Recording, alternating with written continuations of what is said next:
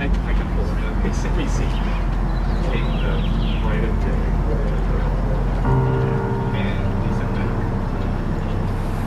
but so there's some places where we have yeah, in Walker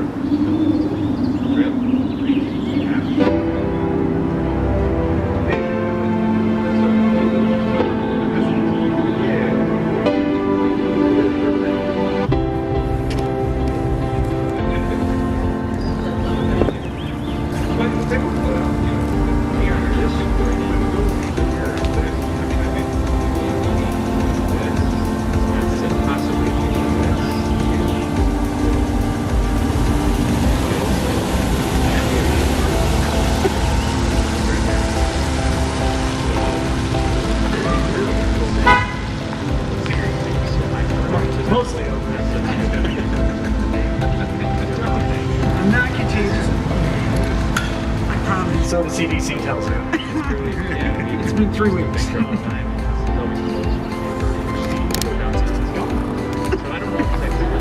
They just have the residual cough. They do say it's symptoms. Like a month or something?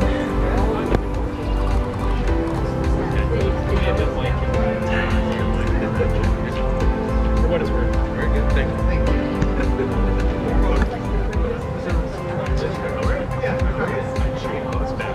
Is that? There's like a lot of buzz behind me. Oh, gotcha. I answered a lot of that. How much? Goes up.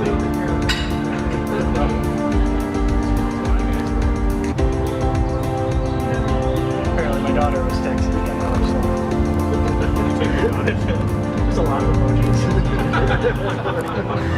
That's how young people Are you calling me young? Yeah, like I should have like my wife and I are not the type to the first one.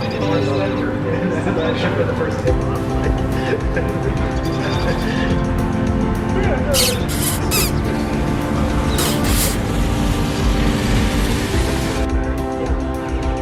Yeah, things are good. We're skating. Picked up my fine thing. We're getting to the all the way up into Key.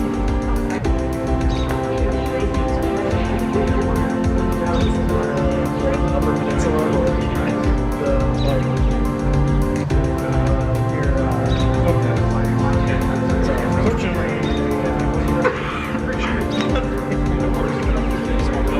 just do everything virtually. There's a fair number of. I'm alright. Getting over COVID 3 weeks ago. Smith for upstairs. I see you. No. It was 3 weeks ago. I swear. Did you get hard by it, or was it? At first I thought it was.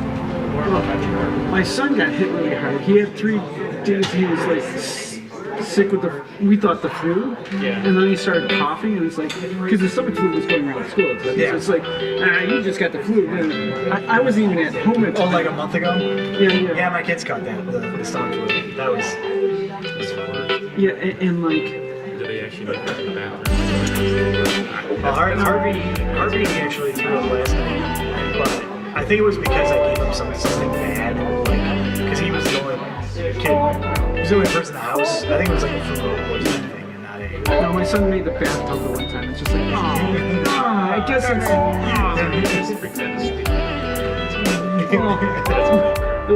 Actually, I didn't have to deal with it at all. I felt bad. I was in Tennessee the whole time. So, yeah. So, like, I come, like, I know.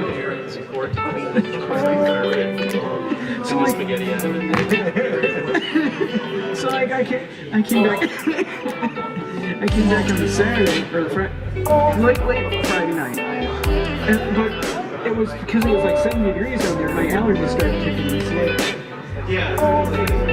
Sunday I was really congested. I was just thinking, oh, it's just allergies because it's warmed up here and I already kicked it in. My son on Saturday started coughing bad, so we're like, all right, this sounds like almost like a whooping cough thing.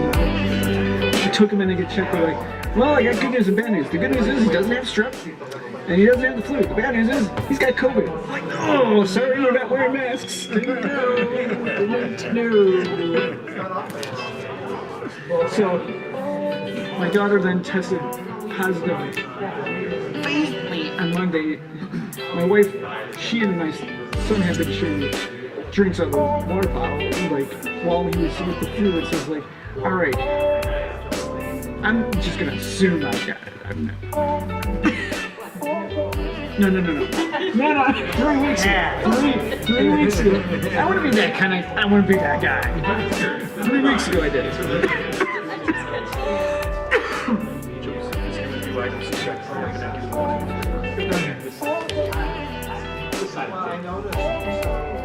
Good evening, Samantha. Hello. I'm taking that seat. Is that why you picked that seat so you wouldn't be in the video? It was open too. I just opened it. Because you do the most talking, so the cameras are spaced over there, and so this one's almost always out of. I have to do the most talking.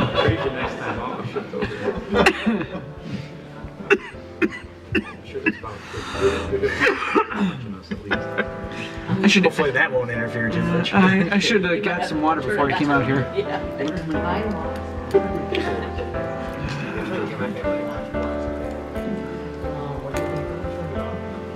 To watch what? Oh. No.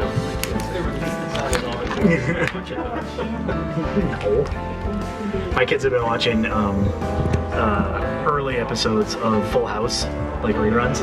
And like, there's an episode where Danny takes, Michelle goes to preschool the first time, and he's in there, and he's just like, your parents might know me because I have a TV show. He's like, well, we are on opposite Sesame Street. Alrighty, let's get the show on the road.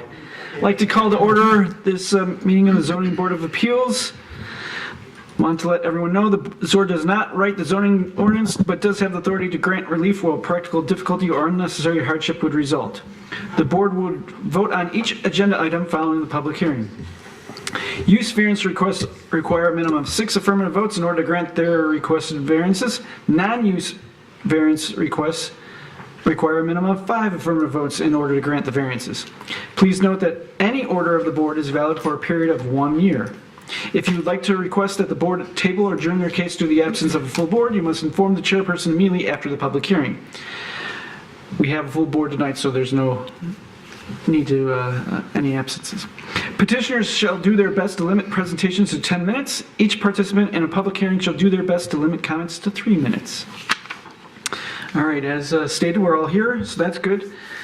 Is there any additions or changes to the minutes of February 8th, 2024?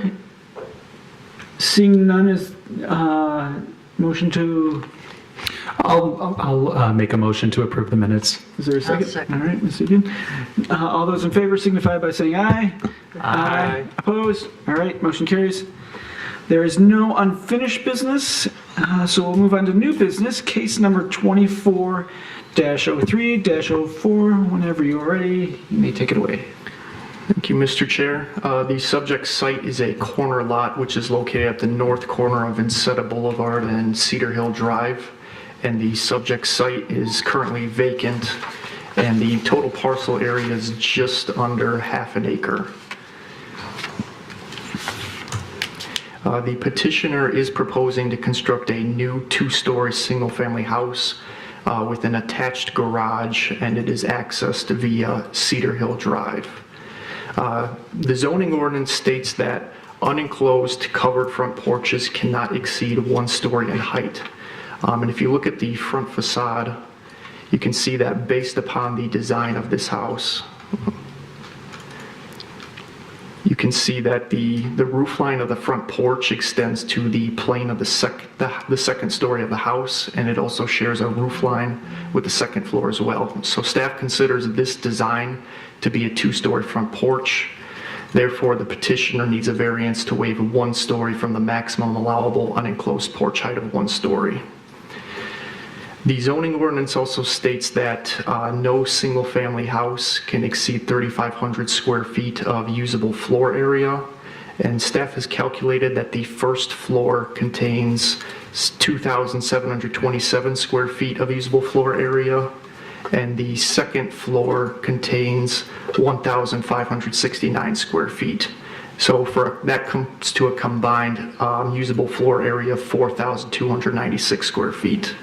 So the petitioner is seeking a second variance to waive 796 square feet from the maximum allowable usable floor area of 3,500 square feet in order to construct this new single-family dwelling with the attached garage. Thank you. All right. Any questions? Yes, Ms. Hugan. Is any of that first floor square footage calculated using the two-story foyer or any other higher than one-story opening? Yes, so per the definition of floor area in the zoning ordinance, staff has to include foyers as well as stairways, and if there's a opening to a lower level as well, we include that as well. Do you have any idea how many square feet that encompasses? I do. So if based upon what the number that's listed in your variance report, that is including what I had just mentioned, so the openings to the lower floors, the foyers, the stairwells. If you were to exclude that, it was roughly 248 square feet. Thank you. Thank you. Any other questions? Yes, go ahead, Mr. Reddy. Sorry, I'm trying to locate it here again, but I think I remember reading that it said it did not include attic space, but so is there attic space that's not included, or there just isn't any? No, there's no attic space. Okay. Yes. All right. Any questions? Yes, Ms. Grant. Lot coverage percentage? Yes, I have that number. It is 18.4%. Okay. Any other questions? Once, twice, all right, 3 times. May the petitioner come forward and present your case.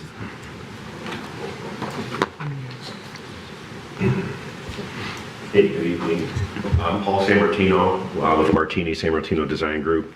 We're the architects on the project. We're in Troy, 920 East Long Lake. I'm here to kind of just answer any questions, but one of the things I just want to point on the square footage of the second floor. I don't know if you can scroll to the second floor plan. We deliberately, if you look at this, note in the 2-story foyer where that ceiling is clipped, and we are purposely bringing that ceiling down to try to mitigate that issue of if I put a floor there, I still can't use it. I'd hit my head. To try to just lessen that amount of variance required of the 200 and some feet. So I just thought I wanted to let you know that really there would be no way of using that space if there were a floor there anyways. And then as far as the front porch, it was more of a vernacular, kind of this modern Tudor style of architecture. Historically, front entrances in this style of home did undulate more than one story. So it was more in keeping with that kind of flavor of the architecture. Respecting that we didn't crank it 2 stories, just keeping it more of that mid-height. So I'm gonna leave it at that, and we'll let Jason. Thank you. I'll be quick. Jason Baranowski with my wife Renee over here. We've been in Royal Oak a little over 17, and we're on our 18th year. We moved from Birmingham. This is our home. This is where we want to live, here in Royal Oak. Kids went through Shrine and going through Shrine still, and parishioner at Shrine Church. So that was, and Vincetta was always something we've had an eye on for many years. And specifically that lot there. So certainly is, if that's my phone, I apologize. But so certainly it was excited to see that lot open up and start working with the builders and architects on this. And so this is not my forte. a lot of these rules and learning for the first time. But I know that, in discussions, there were a few things that were important to us. Green space was important. We certainly didn't want to push the limit on that, and I think that as one of your colleagues asked what that was, we drive down Vincetta a lot. We know the jewel of Vincetta, and beautiful front lawns, and certainly we wanted something in the back for our kids to play, and hopefully our grandkids to play. This is kind of our forever home. This is our intention to be our forever home. 3,500 seems like a lot of space, and it is, but a first floor master was something that, and we've been looking we've been looking at ranches, we've been looking at a lot of different things over the years, but a first floor master was something that was important to us.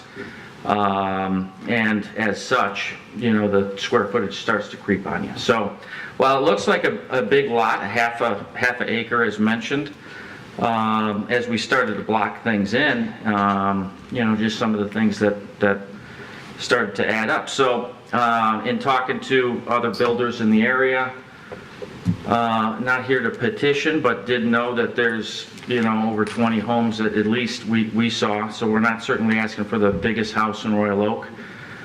We saw over 20, even over the 4,200 limit, or not limit, but 4,200 square foot. And also, as we submitted in our packet, even driving down Vincetta, we see 4,000 square foot homes, and I know that doesn't necessarily come into effect in decisions of these, but saw raised porches and such, so we included that in our packet as well. So is there anything else that you wanted to add? No, if you have questions, we're certainly here. All right. Do we have questions for the petitioners? Yes, More of a Mr. question for Alex. That square footage that the applicant mentioned, is that part of the overall square footage you calculated, that piece in the second level foyer area? Yes. Okay. Quick one for you real quick. Also, the loggia on the first floor, is that included or not? No, that's not, because Okay, that's not conditioned as living space. That's what I thought. Just wanted to confirm.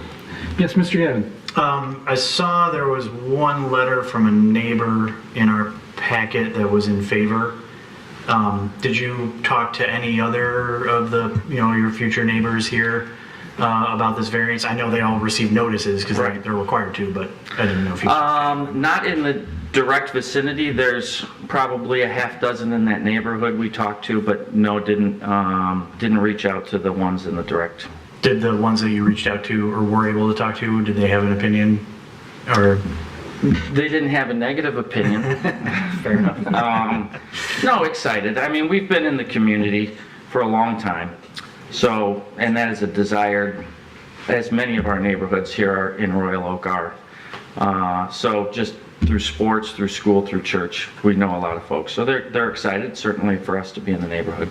Okay, thank you. Ms. Sukin. Did you consider any design when you were coming up with this that would lessen the square footage, like using one Jack and Jill bathroom maybe instead of separate en suites for each bathroom, or getting rid of the walk-in closet by the mudroom, anything like that? Why don't you help me? I mean, we had a very what I felt was a compromised look. I can speak, I might ask Paul or even Renee to speak specifically to that. Even at some compromise, we were closer to 3,800. Yeah, I mean, with today's just lifestyles, a nice walk-in closet, a little locker area, that with kids, I have teenage kids and they have a Jack and Jill, and I hear about it every day, a boy and a girl. Why don't we have our own bathrooms? This is, I think one iteration did have it, and that was. But if you look at the second floor, if you pan to that, I mean, it's about as efficient from a construction standpoint. We also kind of, we can bring things in and not stack them over what's below. It's not an efficient way to build, and it's not a cost-effective way to build. So we do try to use logical bearing points on these second floor areas. The space is there, so that's why we can fit the 2 suites. We're going to do it. If I can add, we admittedly spent a lot of time on the first floor, and we're in a 2,100 square foot home on Fairgrove, right behind the Imagine Theater currently, and shrinking the first floor helps a lot. Again, I'm no builder, apologize if I'm incorrect in that, but when we were even measuring our master suite, it's smaller than what we had here, and those were things that hopefully I don't have to compromise, but that, and we had I believe on the first floor we had a smaller living room area as well, which was again smaller than what our current configuration. So yeah, we certainly looked at it. Nothing that we loved got under that limit though. So Mr. Moore next. So yeah, my question was along the same lines. With each suite having its own bath, and if you had considered suite 2 and suite 3, it looks like you could put a bath in between them and reduce some space there. You've already walked through that, but when you're addressing your practical difficulty, which I do appreciate that you went through everything, laid it out by number for us and what you submitted, but you also talk about today's standards and today's living standards, and I would challenge that a bit, that's probably not today's standards in Royal Oak, because this 3,500 square feet is not new. You would probably find that there are not many homes in Royal Oak that have an individual bathroom in every bedroom. That's probably more uncommon. And so I'm having a hard time assessing what is the actual practical difficulty of that. Well, I understand. There's a plan for a mother in one of them, so that's the suite 4, I believe, right? And then to the same point, and is it a nice to have? I would submit that there's other homes that we've seen that have it. So it would be hard for me to argue against that and win that argument. No, there's plenty of, the vast majority do not have that. So I couldn't debate that. Again, this is, kind of certainly our first time around on this, and the desire, both our teenage boys wanting their own was something. I don't know if doing that configuration, I don't know how much that saves. Certainly something I could, talk to the builder and architect about. Yeah, because you said one of your iterations was 3,800 feet, and then if you take out the foyer space, then... No, that was with that. Okay, so... Already taking that out. Okay, so already taking that out, but it's still a reduction from what you're seeking, so, okay, thanks. I think Mr. Clay was first. I was just going to say, those are good observations, but as an architect myself that designs a bunch of homes each year, it's not a noticeable difference from a suite to a Jack and Jill. I mean, it's similar number of fixtures. You might remove a shower or a toilet, but it's still, you have circulation dedicated to that. It's not significant. It's not hundreds of square feet. It's a small percentage. So I just wanted to add that. It's a good observation, but I don't think it saves much. Mr. Eddy. Oh, well, I had a separate question, but just to follow up, are you suggesting that it's not practical to build a 3,500 square foot house? I'm not saying that. I'm saying that comparing a Jack and Jill bathroom to a suite for that bedroom, it's not a significant amount of square footage overage from that. I mean, presumably there would be some way to build a 3,500 square foot house. Just, okay, and I mean, this will lead into sort of my question, which is... build a 2,200, sure. Sure. No, I mean, I'm going to struggle a little bit with this, with the clause about it not, the alleged hardship not having been created by any person presently having an interest in the property, in the sense that this is a wide open, clear lot that you purchased for building a house in a zone that is zoned for 3,500. So if it seems like you've put yourself in this situation. So I just wanted to give you a chance to respond to that. Yeah, again, it's a product of people work from home now since COVID, need some home office space. Kids in and out of school now, you never know. So it's having more luxuries that you can be able to use with the world we live in and who's, both of these folks do work from home at times. So having ancillary spaces dedicated to those activities, it's part of our lifestyle today. So, the 3,500 numbers, it's a number. Maybe it should have been 4,000 or 2,200, but it's a 3,500 foot number. But everybody's got different needs. We're not all just, we all want the same thing. We all have different needs in our lives. Some require more space. So just on top of that, where would the study areas be? If I'm reading this correctly, the applicant, you and your wife probably would be sharing a study, if I'm looking at the plans correctly, or walk me through that a little bit. Yeah, sure.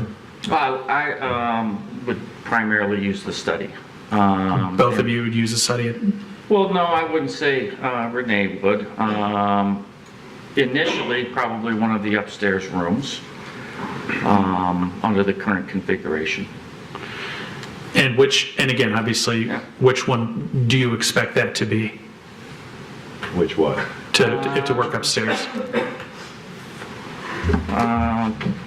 One on the bottom right of the... So number 4? Yeah. I think that's 4. Okay. Tentatively, yeah. So I also wanted to go read this email that was in our packet from the Frences. So I would hope that that these 3 conditions, those are things that, as somebody who's approved many of these types of houses before on the municipal level, I would hope that something like this, these conditions would be fine for something that you want to do.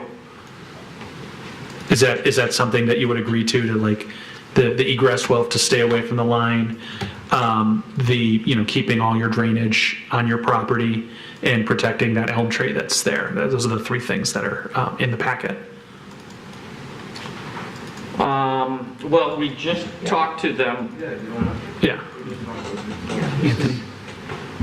I am George Frentz, my wife Susan, and we are directly north of the property. Actually, when they came in, we discussed those issues, and they gave me sufficient answers of why it has to be like that. So I'm real happy with it. They've answered all my questions, and I see nothing that the 3 things we have in there, the one was a tree, but I don't think physically we'll be able to keep that just because of where the house is going to be situated. I think that's one of the issues. Could you move that, and it's a question for the builder now, could you move the house to save that tree? Is that possible? You'd have to move the house pretty far back, and I don't think that would be something, we would lose the backyard. Okay. Yeah, they're at the lot line in the front, or near the Cedar Hill lot line, and they're within range on our lot line too. Our question was the egress window, but they have a issue that they've answered for me for drainage. I'm real happy. As we know, we're on a riverbed in Vincetta. Water runs down, so they've answered all my questions on that. And with the houses in the area, I don't think personally, I don't think the square footage addition is that much. I can see right across the street. I can see one over the houses in front of me on the other side of the street too. So, and it's what you're building a new home. You want it to be what you want. That's again my opinion, but I think it looks great.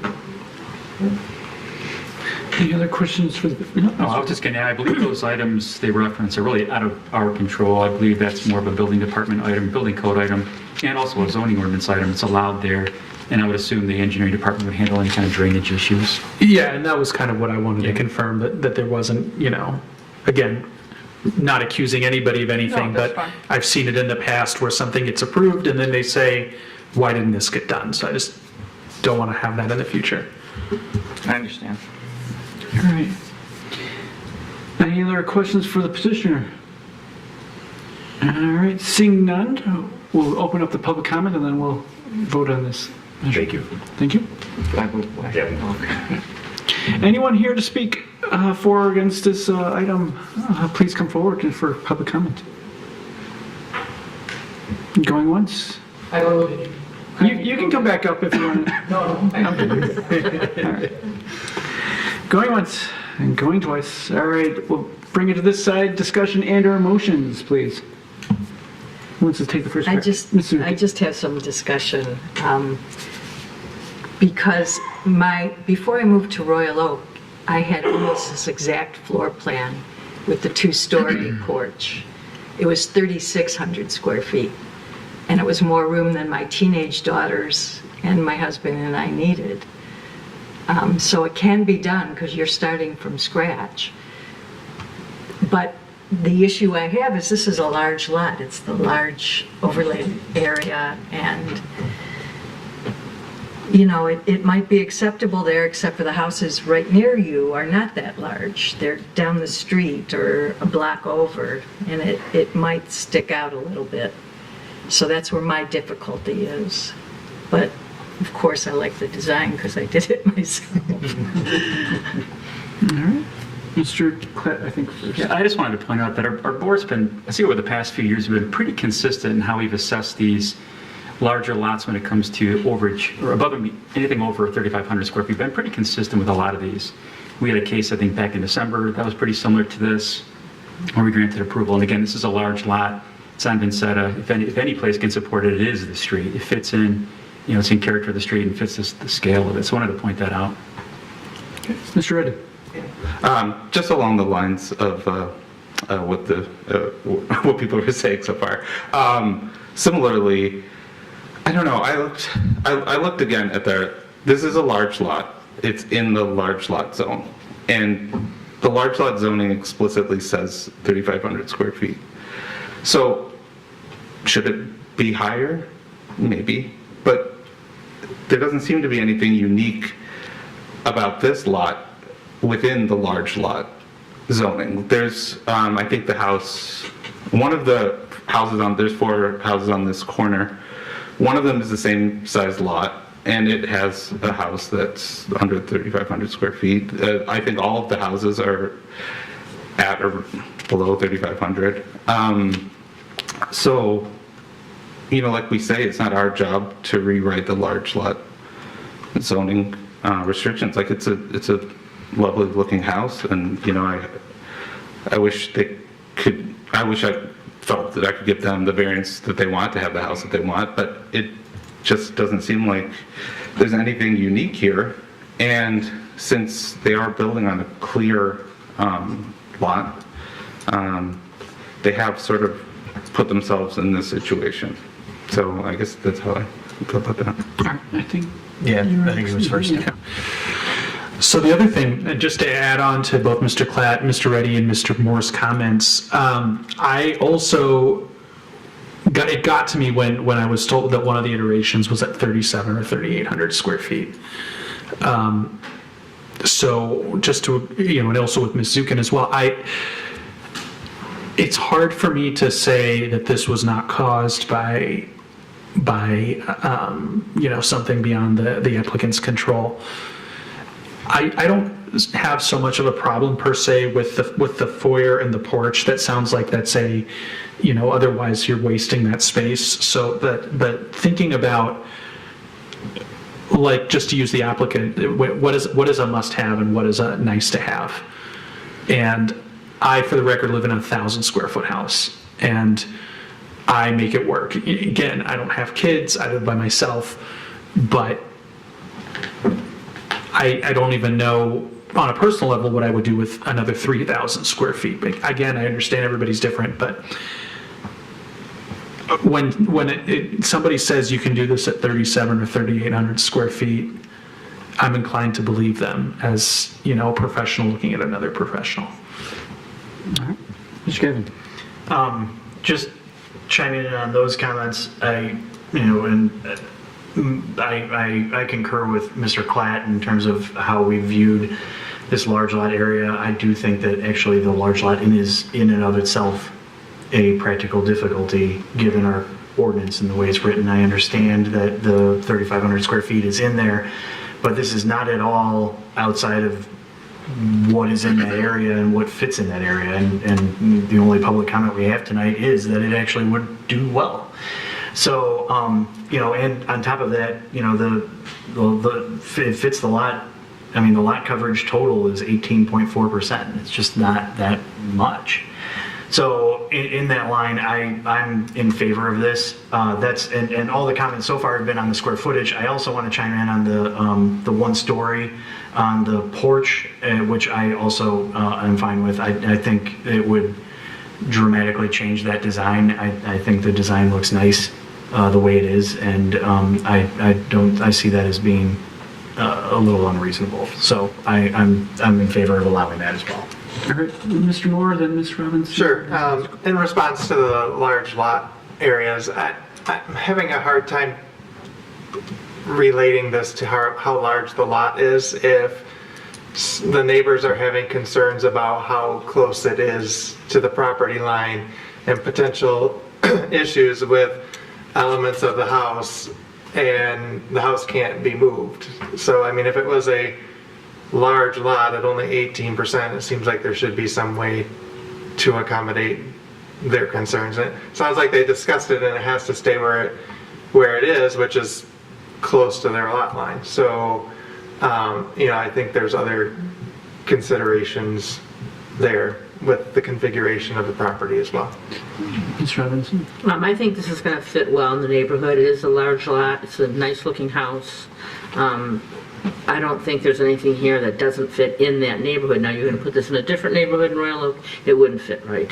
But where it's going to go, I think it'll be good. I think there's nothing, I like the porch. It works with the design. I think it will be a fine addition. Mr. Clett. I enjoy the discussion up here, but for this, I'm going to get a motion on the table here. So I'll make a motion to approve both variance requests. Okay, is there a second? Mr. Gavin, go ahead, Mr. Clett. So again, I'm going to remain consistent in how I look at these. I always look at it from a lot coverage standpoint. In this case, 30% is allowed. We're at 18%. And I also don't agree with how we assess that second floor square footage. So I think it's actually a little bit less, in my opinion. Mm-hmm. And again, I also look at the streetscape. Does it feel right on the street? And I think it does here. When you assess the other homes around this, it fits the neighborhood. There's deep setbacks here. I think it'll be in character with the street. So from those two standpoints, I believe it fits in well, and it's a small percentage of the lot. And I also agree with the applicant. As I mentioned, from an architect standpoint, 3,500 is somewhat, it seems like a large number, but it fits a modern home, a modern lifestyle. It also fits a lot of the amenities needed for resale. Look at a lot of the homes in the area. These are sought after features for resale. So I don't think they're asking for anything extreme here. I think it's somewhat normal from today's standards.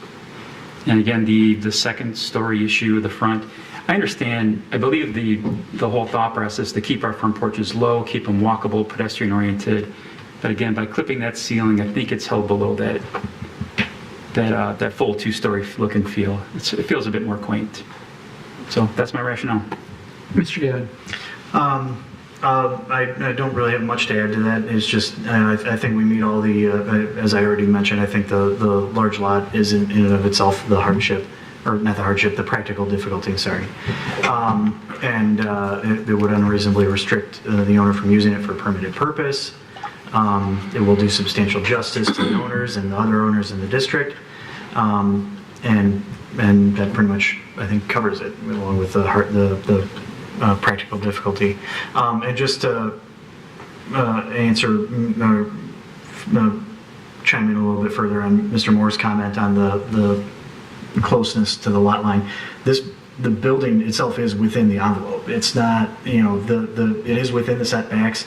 There's room to move it around within those setbacks if you wanted to, but I don't think that the actual square footage of the footprint has necessarily to do with the closeness to the lot line, unless you're trying to preserve other features. So that's my one thought is, like, it is within the envelope, so that's not on the table for us here. So I don't know who's next between. Doesn't matter. Okay, so I think we're all kind of in agreement on the porch, so maybe we can just do that one individually and, make a motion to approve the porch as, as that variance. I definitely understand where my colleagues are coming from, but I just don't, when I see other houses in that area that do that, and there were other iterations, like Mr. Moore, I can't wrap my head around a practical difficulty over what is a nice to have. So that's the part that I'm still trying to wrap my head around, but I could second a motion to approve the porch, the first variance. Mr. Moore? Yeah, so I won't be supporting the motion, and the reason for that is simply one of the criteria that we have to address here. The alleged hardship has not been created by any person presently having an interest in the property. It's an empty lot right now that they're building a new house on. It's not, some of the other ones we've seen where they were trying to add an addition or trying to make something work. This is a brand new house, and they do make an attempt here at tying it to the legacy size cap, but that was in place when they bought the property. It's not something new, so I won't be supporting it for that reason alone. All right, Mr. Reddy? I also won't be supporting it, unfortunately, but I have a couple other items, for A, it's fine. Building a house is a permitted purpose, but for B, we have to say that a lesser relaxation than that requested would not give substantial relief, and I think there could be a lesser amount of relief given. And C is the one that struck me the most, that the plight of the landowners due to the unique circumstances of the property. For both variances, this is a large lot in a large lot zone. So I don't see what uniqueness would require a two-story porch, for example, or the extra square footage to build a new house. Because there are other houses in that area, even in the large residential, that are under 3,500 square feet. So I don't see that. And then the alleged hardship is not, as Mr. Moore said, they did purchase this. And by taking this lot off the market, perhaps there is a family that could have lived in 3,500 square feet that now don't have the chance to buy this lot. So those are the reasons I'll not be in favor. Other comments? All right, well, I'm actually going to be in favor of this, and I want to say the practical difficulty of the hardship not created in themselves, actually, they did not create the hardship of having a large lot and being handcuffed to 3,500 square feet.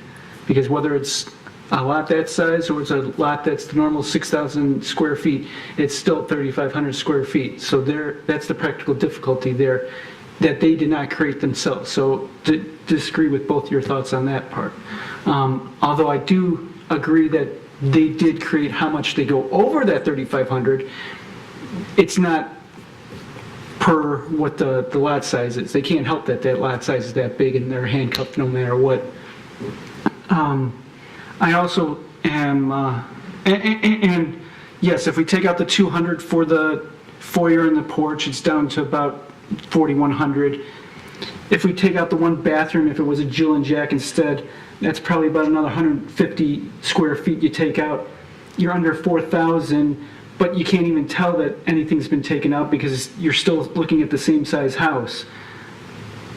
You're really starting to throw peanuts trying to get down to more percentages, and you didn't really do much. So just like we've done similarly when it's close like this and it's on a large lot like this and there's still a lot of percentage there, I have no problem. This is a Vincetta. This is the jewel of Royal Oak.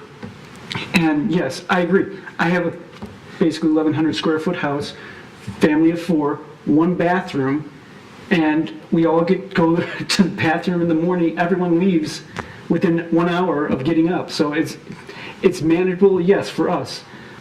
Is it something that someone living on Vincetta would want, what they're planning on doing in the future when they go to sell it? That would be more likely to be because of where it's at. That's the hardship of owning on Vincetta. You have to be playing up to not only what you want, but what your future buyer would want. I know it's not about stuff, and granted, I'd love to have a huge house like that, but I'm also glad I have a small house that I don't have to clean up that much space. So, to each their own.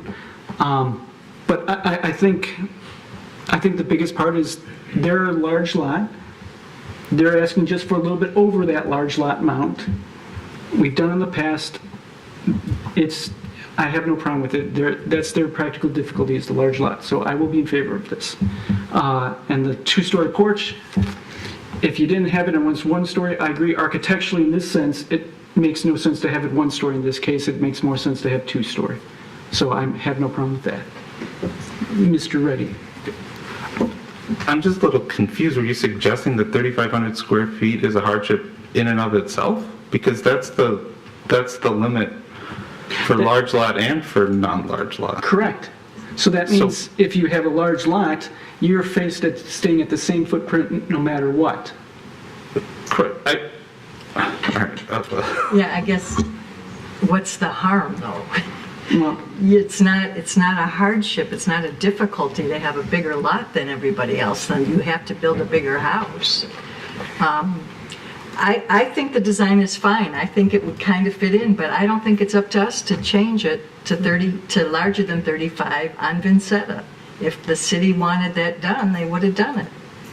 And our job is to look at practical difficulties and whether or not the homeowner created the situation, and I don't see a large lot as being a hardship. all right. So that's why I'm going to have to vote against it. Mr. Moore, then we'll go back this way. Yeah, I'll just say, the same thing I said before. The 3,500 was in place when they bought the property. So, whether that is unreasonable for a large lot or not isn't up to me to decide. It is what the zoning standard is,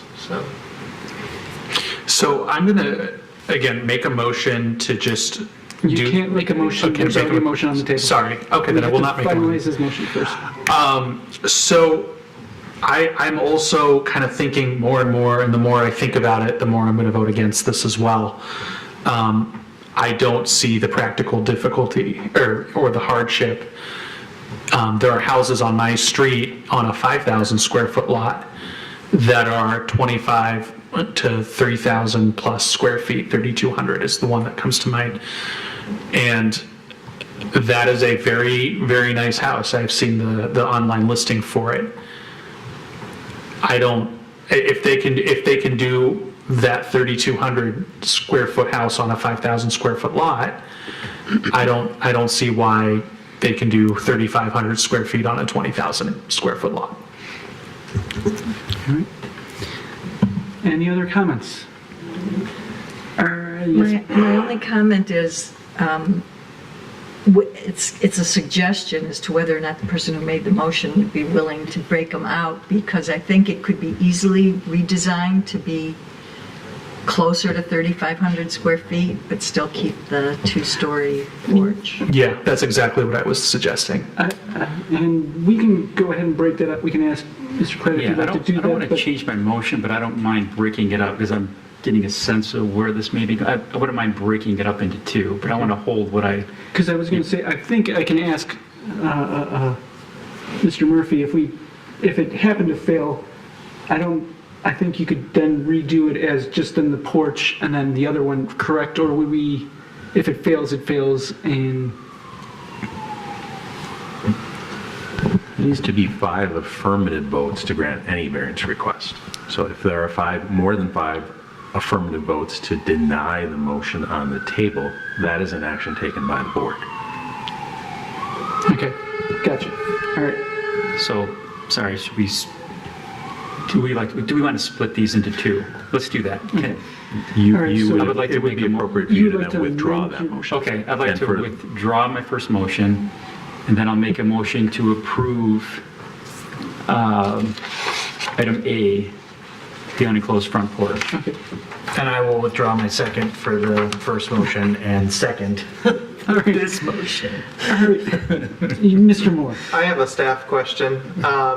If this gets denied tonight and they were to want to do a similar plan at 3,700 or 3,800, would that be enough of a change to come back again, or are they going to be subjected to the 1-year waiting period? If the petitioner was to choose to modify their plans, staff would have to assess those modifications. If we deem it to be a substantial change, that could warrant an entirely new application. If they're minor changes, such as modifying some simple elements of the house, then that could be something they could bring back at a later date, if they chose to postpone it to a later meeting date. All right. Did we want any more? Yes, Mr. Moore. No, I think the architect had something to say. I saw you. Well, I just want to know if we do decide to table this, or is that an opportunity? It sounds like we're not going to get this approved. What we're hearing. Why don't you come forward? We'll ask you this before we go. Would you like us to perhaps table this a month for you to come back with a Well, I guess that's the revised? question. We've done in the past. Yeah, right. That we've tabled something for a month or even two. And the petitioners come back and you just bring us a revised thing to look at, and we didn't discuss at that point, and And then we'd still meet and have another right. form. Yeah. That's. And I'm sorry, thank you for all your discussion, by the way, but is it 5 or 6 votes? 5 affirmative votes that are required. So if you want to, you can discuss real quick, and then before we'll vote, we'll Well, before you vote, we need to tell you. yes. Right. Yeah. Anyone want to tell me your? I'm sorry.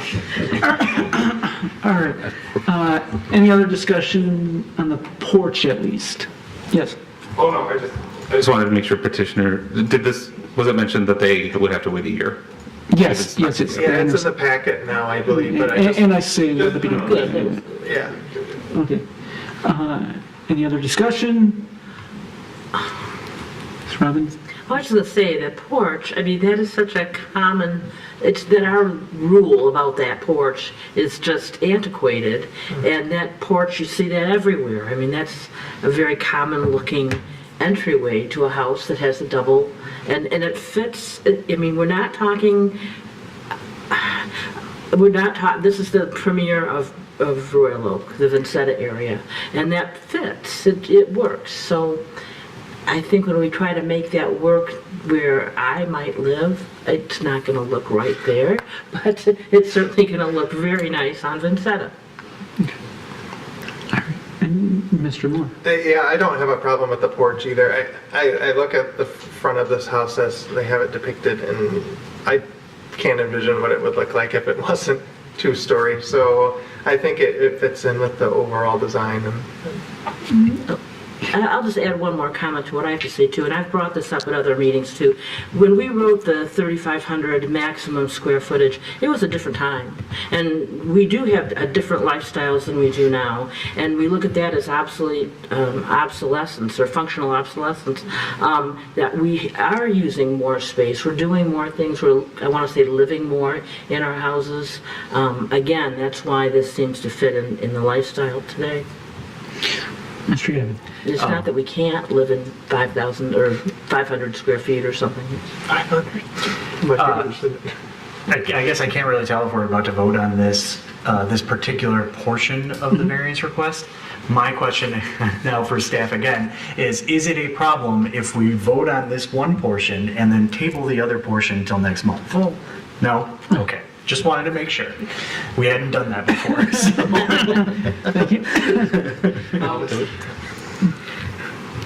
But just to play devil's advocate with my colleague, Ms. Robinson, again, I live on a street where every lot is 5,000 square feet. And so if it was a 4,000 square foot lot, or house on a 5,000 square foot lot, I might have, a much different opinion on it. versus if it was a 4,000 square foot, on a 20,000 square foot house. So I guess the rules are there, and the rules are there, and I get why they're there, but this is going to sound like I'm actually changing my position, but I will get to it.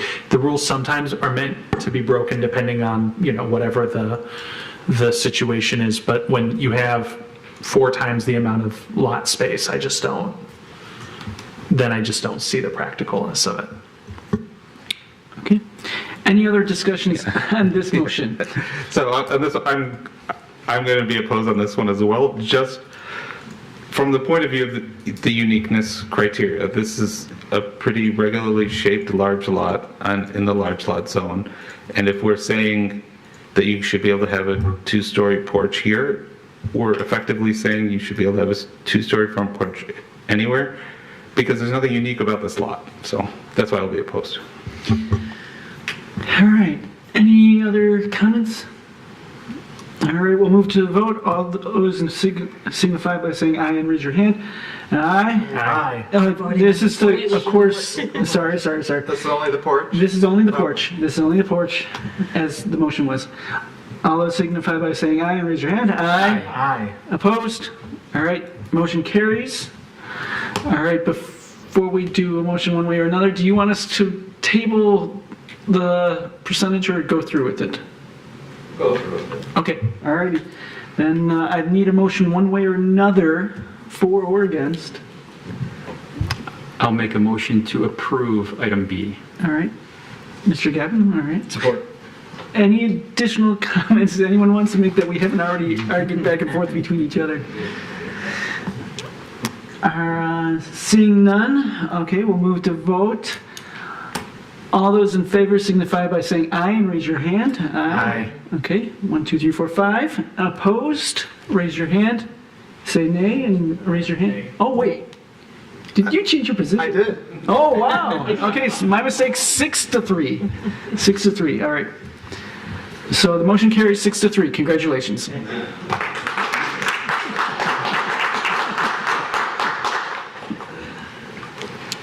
All right.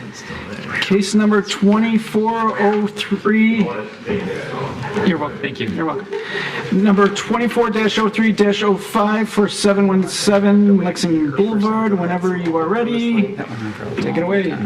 No problem. We can wait a minute. Like I said, whenever you're ready. Take a nap. We'll let the people exit.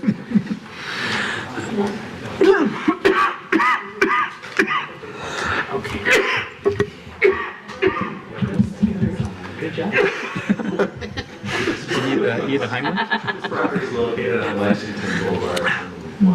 Residential zoning district.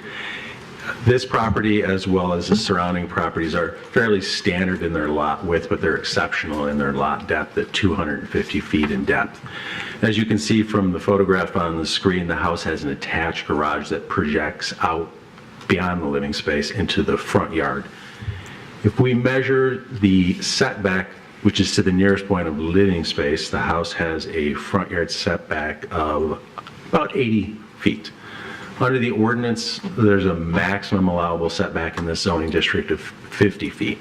Even if we chose to measure to the front of the garage, that's 60 feet. So if you look at the survey, the existing property has a non-conforming front yard setback as well as the adjacent properties. And the petitioner is proposing to construct a second-story addition along the west half of the house. There is a portion of the house which has a second-story addition, and the petitioner is looking to carry that across above the existing ground floor living space. So they're not expanding the footprint of the house, they're simply building an addition which is in line with that second story, and they're extending it over the living space below.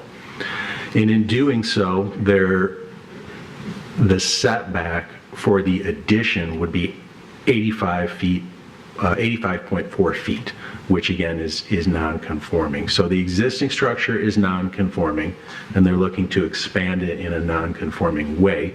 So they're seeking that variance as well as the variance of over 30 feet from the front yard setback to the nearest point of living space of the addition. questions? So it's too, Yep, go ahead. so it's too far from the front. It's- Correct. Okay. Yes, in this particular zoning district, the setback can be a maximum of 50, despite the fact that even the adjacent homes exceed that. All right, any other questions? I think you were getting ready to? No, oh, I thought you had, And just to confirm that the footprint of the house is not going to change? Correct. Okay. Any other questions? All right, if the petitioner is present, please come forward and present your case. I guess I ate nowadays, huh? Good evening, everybody. Hey. My name's David Smith. We're the surveyors and engineers for the project. This is Eric Kinderwater, the builder, and you are... Jessica, I'm one of the owners. So, as you stated, we're actually matching the natural characteristics of the neighborhood. We're staying within the footprint. We're just expanding a second story. There probably is going to be another bathroom. I grew up in a one-story, two-story house in DeWitt, Michigan, on a farm, and we had one bathroom. And I personally think that's a reason for practical difficulty in itself. But so to sit down and structurally change the house would, to expand the footprint would be damaging to the footprint and the walls. There's no place for us to go. I really, the house was built that way and the entire neighborhood that way. I think our reason of practical difficulty is that's just how it is. And there's nothing else we can do to change it. And realistically, I don't live there, but I don't see that.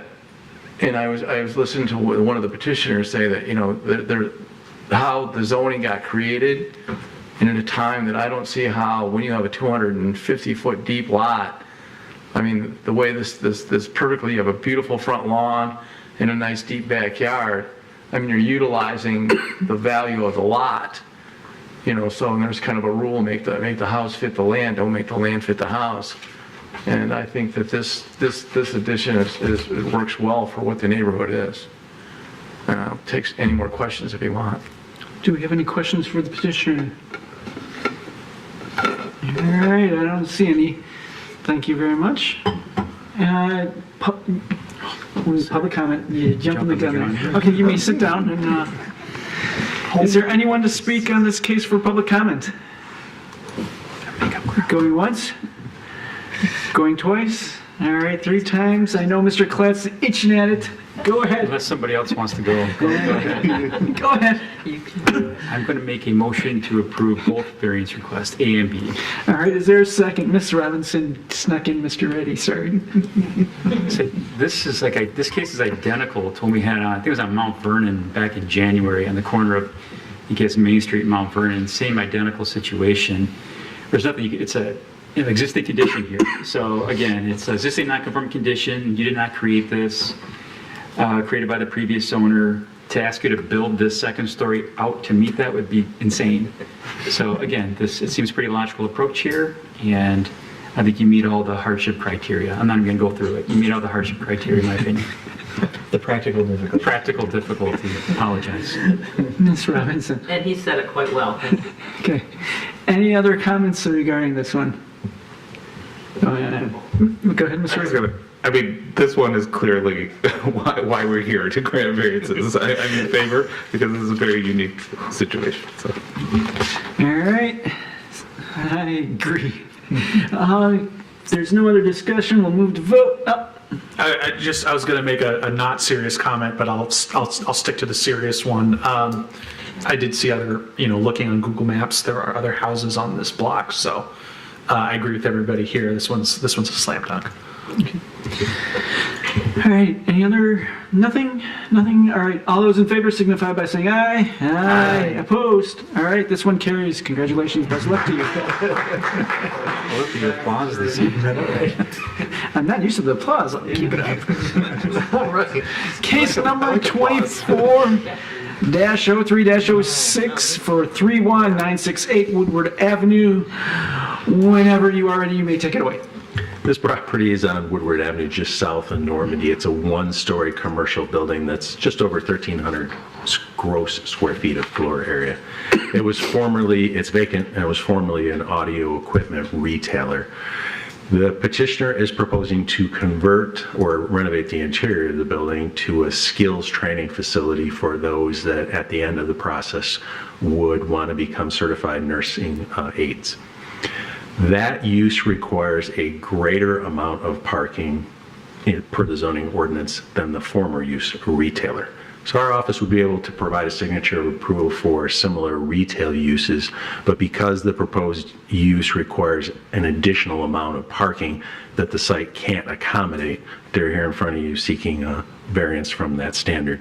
The site's 20 feet in width, so it's very narrow, and it's only able to provide one van accessible ADA parking space off the back alley. So with that said, they are seeking a variance from the parking standard to allow for a more intense use per the zoning ordinance compared to the prior use. All right. I don't know who threw up their hands first. Okay. No, okay. Go ahead, Mr. Clark. Just a quick question. Are there any uses in our ordinance that will allow that need one parking space? Or is anything that could go in here, a little fast casual restaurant, anything is going to trigger more than one? There are several uses that require one parking space for 800 square feet of usable floor area. Those are far and few in between. Exterminators, showrooms for cabinet makers, dry cleaning operation, drop-off outlet. Extremely few uses. Okay. Thank you. And then I think it was noted in the staff report, all that parking out front is part of MDOT or whoever owns Woodward. I can't remember. It's public parking. Anyone can use it at any point during the day. But it's not part of this lot, so that's why it's not factored in here. Correct. Okay. Right, because the county can take it away at any time, like they want. And looking at the action number 6, where there was a variance back in 1984, is there any anything from that action that we may need to know about for tonight's action? Other than that the prior use was there because it obtained a parking variance, and any future general retail sales would be able to continue to occupy the space due to that prior variance. So establishing the new use does require them to seek the variance in front of you tonight. Great, thank you. Any other questions? All right, seeing none, well, if the petitioner is here, please come forward and present your case. Hi.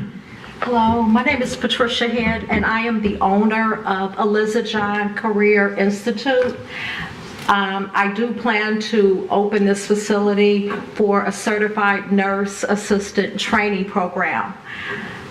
The reason why I purchased the property and didn't rent the property is because I wanted to be in control of the number of students. I didn't want to be forced to, as he said, have a greater number and be in a disagreement with my neighbors on either side. I do plan to have up to 4 students every 2 weeks, rotating every 2 weeks, so I will only need 4 parking spaces. In my contract for the school, I have already stated that if there is no parking available, they would have to go to, I think we put in near, I think it's 1110 East 11th, and then there's free parking on 5th Avenue, and then they would have to get to the school however they choose to from there. Oh, let me back up.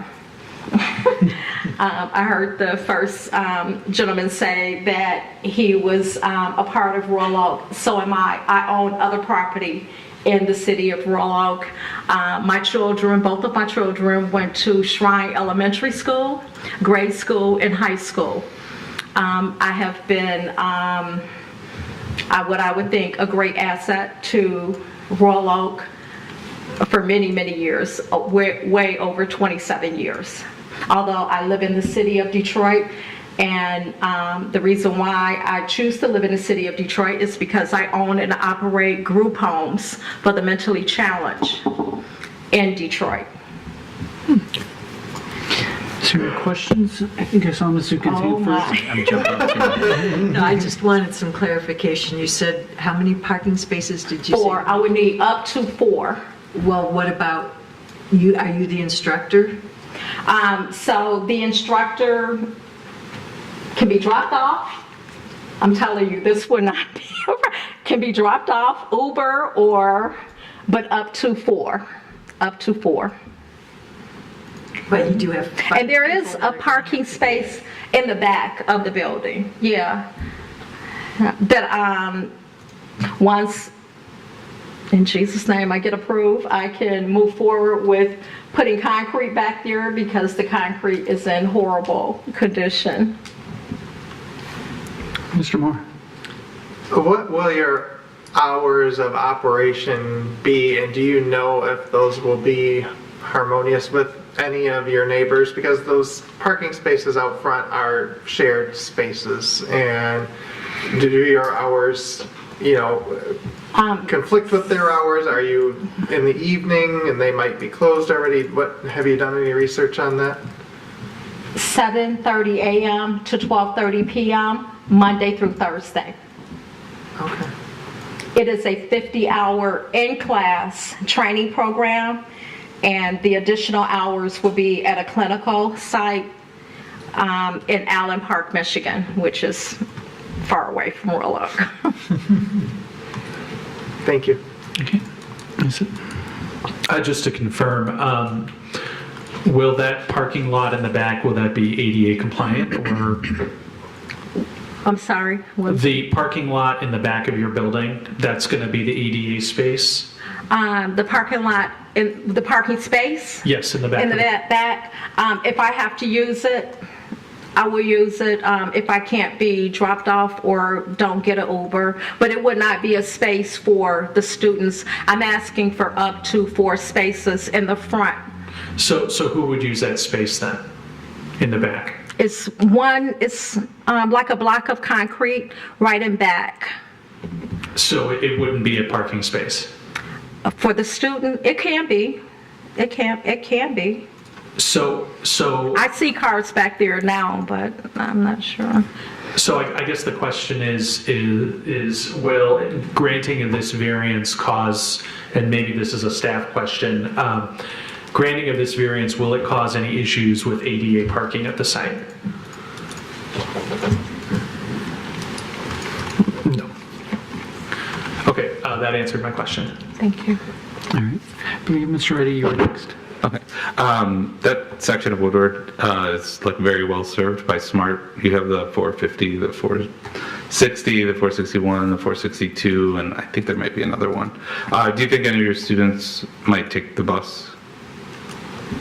I'm sorry, I didn't. the SMART bus. There are several SMART buses that run up Woodward. Smart bus, yes. Yes. It's actually very well served by that. Smart bus. Everyone Ubers now. Yeah. Yeah. Yes. Mr. Moore. Yeah, that reminded me of my second question. Where was this auxiliary parking? Is it a public parking lot? I wasn't quite sure where you were saying that they could park. In front? No, you said if there was no parking available, you had in your contract that they would have to park somewhere on 5th Street or something? I said if the variance wasn't approved, then yes, I would. There's free parking on 5th Avenue and I think 11th. Okay. 110 East 11th, I believe. There's free parking that time of day. Okay. That was my other option. Okay. Thanks. Ms. Robinson? And just to repeat, you said that the class that you're running would only be between what hours in the morning, did you say? I'm sorry, I didn't hear you. What hours will you Oh, be 7:30 a.m. until 12:30 p.m., Lunch- Monday through Thursday. lunchtime? So just the morning, you're saying, is that right? Just the Morning? morning, yes, just morning, yes, yes. I have a evening job, so yes, just morning. All right. Any other questions? All right, seeing none, thank you very much. Thank you. We'll open up this to public comment. Is there anyone here to speak on this matter? Please come forward. Go once, twice, 3 times, all right. I did see a finger up there from Mr. Murphy. Go ahead. One comment is that we did receive one written comment from a property owner to the north, and that's included in your packet for your review. All right. Must have come in kind of late. So I put it- Is there, we'll bring it now back to this board, or actually, yeah, once, twice, 3 times, no comments, so we'll bring it back to this side of the board. Any discussion and/or motions? Mr. Gavin? Just to get things moving, I will move to approve the variance as requested. Okay, Mr. Moore, you're seconding? All right, go ahead, Mr. Gavin. It's Woodward. This is a common situation that's in front of us. It's all these small little business properties all along Woodward, and there is just literally no parking for any of them because they were just from a different era. I think this is a great use for this property. It's not very parking intensive, and it's not very parking intensive during times that aren't generally, there's not a lot of retail shopping or anything else like that going on. So, I'm familiar with that area. I drive by it regularly. I don't anticipate it being a big problem. There's lots of public transit options available, as well as Uber, as the petitioner noted. So I think this meets our non-use variance requirements that unreasonably prevents the owner from using the property for a permitted purpose. As staff noted, there are very, very few uses that would allow only 1 parking space. The variance will do substantial justice to the applicant as well as other property owners. We only have 1 comment period, and it was in favor. A lesser relaxation will not give substantial relief to the owner. The parking requirements in our ordinance are what they are, and the available parking is what it is. The plight of the landowners due to the unique circumstances of the property. I think we can all agree this is a unique property. It's just a narrow, tiny little strip along one of the busiest streets in the area. And then the hardship was not created by the petitioner. All right, Mr. Moore, anything to add? Yeah, with the hours of operation, I feel like the parking is going to be adequate. I mean, at 7 or 7:30, the cars that arrive to this business are going to be the first ones there. I missed the comment letter when I reviewed this, but looking at this, we even have, a written letter from one of the neighboring businesses urging us to approve this because they want some of these vacancies filled in to help with some of the issues that they're having with having vacant properties around them. So I think it's important. The conditions of Woodward aren't changing anytime soon. These buildings are what they are. And when we have businesses coming in, especially with early hours like this, I don't see that the parking is going to be in too much of a conflict with the other neighbors. Comments? I didn't know who was next. I think you were next. Oh, I was going to say, as long as the ADA issue is resolved, and it sounds like it is, I have no problem with this at all. I agree with everybody that's talked. It'll be a great use in a great area for a good cause, so can't complain. All right. Mr. Plant? I was just going to add that the fact that we've received 0 complaints should be noted because we've had several cases up here along Woodward where almost every adjacent owner complains about the parking shortage. So great job speaking to your neighbors, and they must agree with your needs here for the space. Any other comments? All right, I too will be in favor of this. As we all know, Woodward's horrible when it comes to needing parking, and hopefully they never decide to take that front parking spot away. Otherwise, you're really in a world of hurt. But until then, all of us have to be open-minded and understanding. In this case, yes, we're lucky. There's not a whole lot of the other spots that are there on that aren't very intensive and needing tons of parking spots either. So hopefully you get all along with your neighbors and everyone's at peace. So I have no problem with approving this. If there's no other comments or discussion, we are moving to vote. All those in favor signify by saying aye. Aye. Opposed? All right, motion carries. Congratulations, best of luck to you. You're welcome. Yep, you can leave. All right.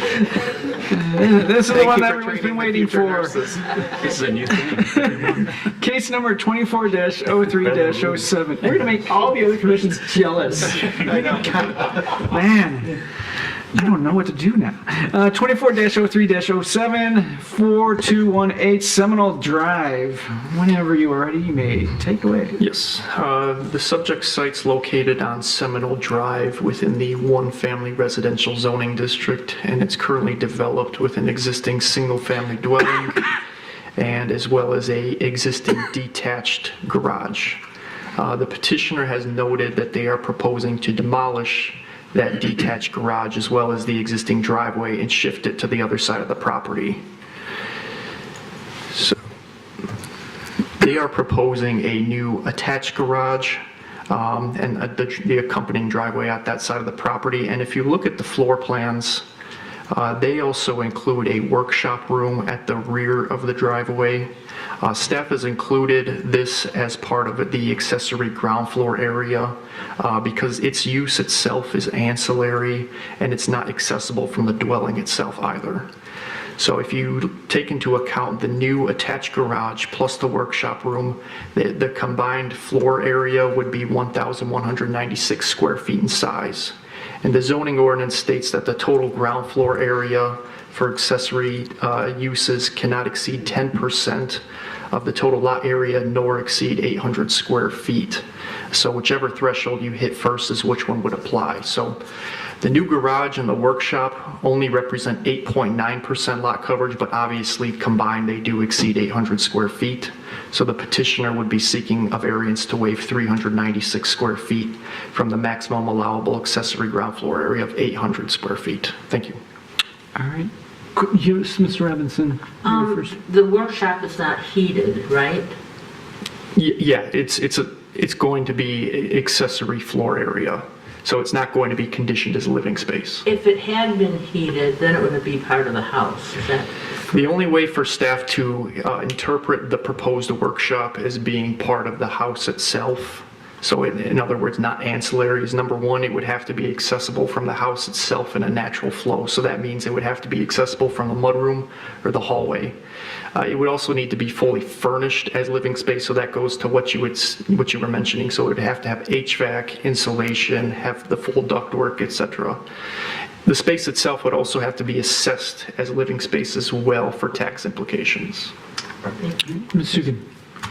I noted that the property owner mentioned that this is a double lot. Yes. Staff agree with that? Let me bring that up. Yeah, it's over 12,000 square feet. Nice. So it could be divided if they had asked. Potentially. Okay. Yes. Any other questions? Seeing none, if the petitioner is present, please come forward and present your case. Hi, my name's Kevin Baldwin. I've lived in Royal Oak since 2013.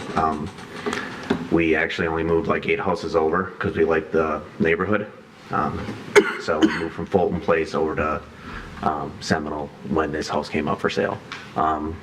Like you said, it only makes up a small percentage of the lot. Reason is we wanted a double lot. We wanted a bigger yard. With a bigger yard comes kids' toys. I'm also a do-it-yourselfer, hence the reason for the workshop. So you have tools, things like that. So I guess that's my reason for asking for something like this. If the variance wasn't to pass, I would be forced to go, if you look, it's deeper. You see how deep it is? It's only 2 garage doors wide versus I'd end up having to go roughly like 3 or make it look odd looking. Then my neighbor would actually look at and I don't know how you want to word this.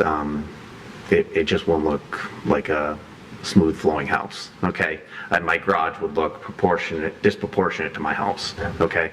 So, and I know that that would force me to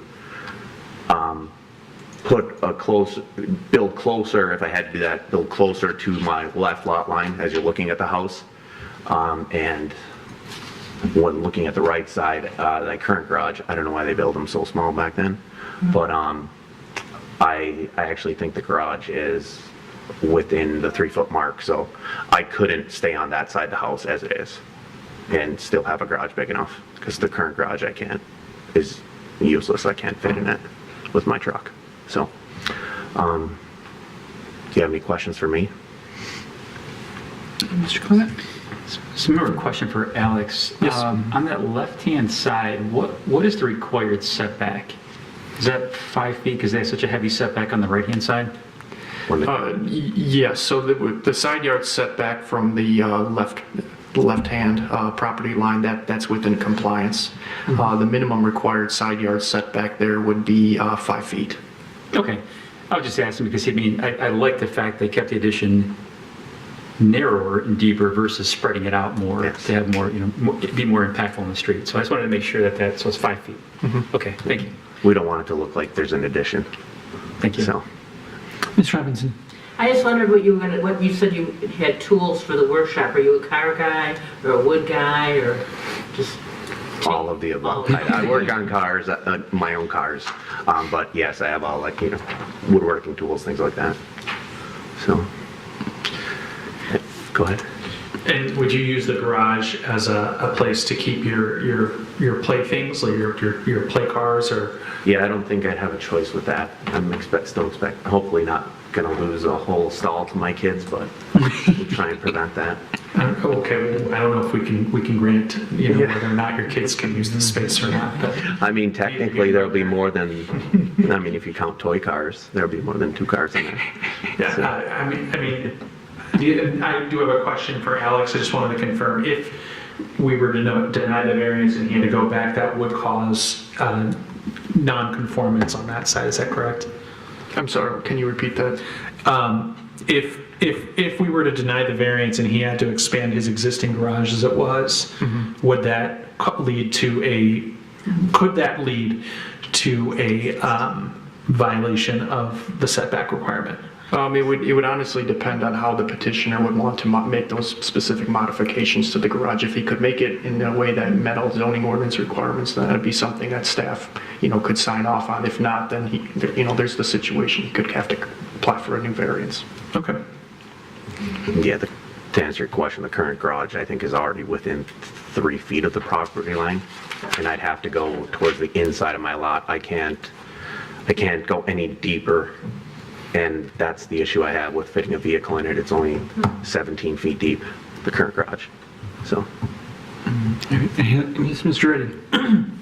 Okay, yeah, so my question was going to be, I think this is unique in that it's a large lot, but why would that necessitate having a larger garage? And your answer is that you need more space for yard work tools and such. No, not just yard work tools, just hobby tools. But also what?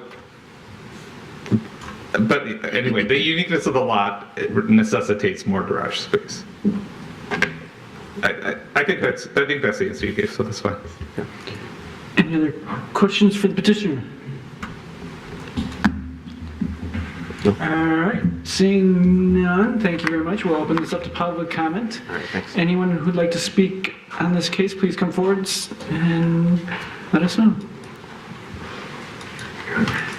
How's it going? My name is Bobby Prothero. I have Prothero's Construction. I'm out of Royal Oak. And first of all, I'd like to say I'd love to hear all your opinions. I'm a builder in Royal Oak. With Kevin's, I'm going to be helping him frame the house. But having the garage, he does have so many hobbies. I know his wife Megan's probably going to have one of the stalls that she's going to be able to pull into. And I know I'm a carpenter, but he does it all the time. He's nonstop working around. I think having a property like this should be allowed to have a bigger garage.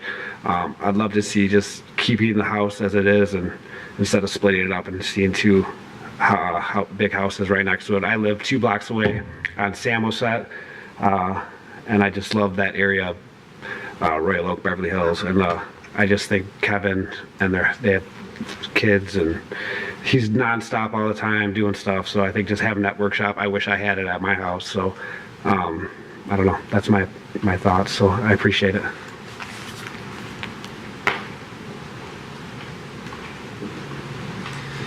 Patrick Batchelor, I'm at 4219 Seminole, directly across from the Balducks, and they've been a tremendous addition to the neighborhood. Obviously, we knew them from around the block. The family that lived in the home before, she had passed away, so the house had sort of gone into some disrepair. She was, I think, in her 90s when she passed, before Kevin and Megan bought it. And so what they're proposing is going to tremendously increase the value of everybody's houses. But not only, I look directly across, so when I'm sitting having my morning coffee, I look at their house. Our kids play together. So having the addition plus the 2-car garage as opposed to a 3-car stall garage is going to be aesthetically much more pleasing, and it will have no issues with setbacks. Obviously for his hobbies, that's his decision what he wants to do. He's a wonderful handyman and a local business owner as well. But if he were to have the workshop be in the front, that would impact his weekend warrior stuff in his driveway instead of quietly, privately in the back. So we're in full support of this, and we appreciate it. Any other comments? Going once, going twice. All right, bring it to the side of the board, Mr. Klett. Oh, just one quick question for Alex. Just to clarify, I know we're well below 10%. What about overall lot coverage? Did you already mention that? Yes, total lot coverage we calculate at 18.5%. So well below the 30. Correct. Thank you. Okay. Mr. Gavin. I actually have another question for Alex. Sure. I'm curious. I was trying to find the numbers, and I feel like Mrs. Zukin was actually kind of getting to this. If that workshop had been attached to the house instead, and was, per your discussion, if there was access from the mudroom or something like that, it was considered part of the living space, would that, I guess I'm just trying to figure out the max lot coverage, for the, or max house size if it was living area versus if it were accessory. Yeah. Would it be acceptable if it were attached to the house? If it was attached to the house, like I said, it would have to be fully furnished as living space per the building code, and it would also have to be assessed as living space for tax implications in order for staff not to consider it to be an ancillary floor area, but for it to be considered living space in a part of the house. Okay. I guess that's not directly answering my question. But Well, I'll answer your question. Currently, the total living space is 2,676. Yeah. The workspace area is approximately 300 square feet, so that would still be under 3,000, which is well under 3,500. Perfect. Thank you. You're welcome. That's what you were getting at, right? Yes, that is what I was getting. Okay. Any other questions or comments, or one who wants to make a motion? Yes. I think this is a slam dunk. I'll make a motion to approve it. Is there a second? Mr. Gavin, go ahead. You may state your reasons why you... Well, again, just like everybody has said, this is under 9%. It sounds like it would be a lot harder for the applicant to expand what he has in his current area, and it could potentially lead to non-conforming use. It could potentially require him to come back before us And on top of that, this is not a unique situation compared to other places on the street. I definitely, again, I looked down Google Maps. This is probably the only house on the block that does not have an attached garage or similar use from the outside. So this is like, to steal the words of Mr. Reddy, this is why we're here. Mr. Gibbon. Just going through our factors, I think our chapter's restrictions unreasonably prevent the owner from using the property for a permanent purpose. This is related to the lot size, but it's also related to my point, which was like that, assuming that it had been built up more, but it could be added as, the workshop could be added as square footage to the house, and it would be not need a variance at all. So just by the fact that it could be also built it's built attached to the garage, I just don't see it. It's just, you're splitting hairs at that point, I think. So from that perspective, I think that's not an issue at all. I think the variance will do substantial justice to the applicant as well as other property owners in the district. We have comments from neighbors and that are in support. A lesser relaxation would not give substantial relief. I don't think one's necessary. As I mentioned, it could have been built just slightly to the right. It would have been fine. And then the plight of the landowner is due to unique circumstances of the property. I think some of this is towards how it's laid out, and some of it's the size of the lot. But I do think it is unique to that property. And the alleged hardship has not been created by any person presently having an interest.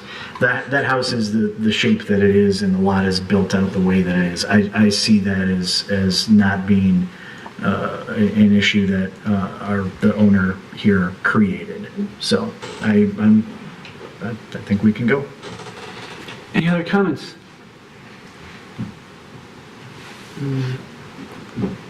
Mr. Moore, you? Oh, no. Okay. All right. I too will be in favor of this, as you've already stated, and I sort of alluded to. If heck, they don't even have to shove the workshop over. If they just extend that whole back of the house going all the way across and had it coming right off the hallway there would be no problem with this issue, because that workshop wouldn't be counted as a garage. So I don't have any personal problem with the practical difficulty of what they're coming forward for us. So because of that, I don't have a problem. If there's no other comments, we're going to vote. All those in favor signify by saying aye. Aye. Opposed? All right, motion carries. Congratulations. Best of luck to you. All right. Not many people left to clap.